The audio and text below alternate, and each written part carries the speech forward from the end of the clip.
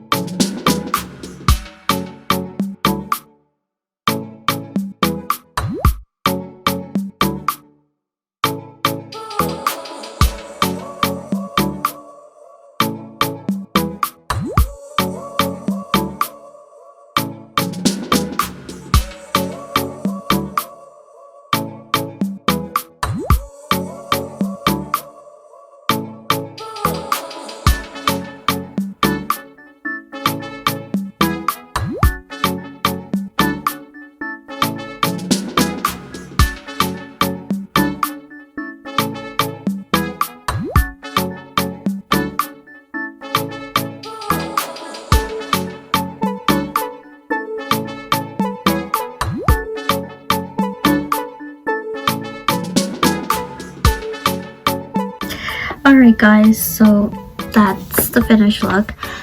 These are the colors that I used, and yeah, so I hope you enjoyed this video, and thank you for watching, and I will see you in my next video.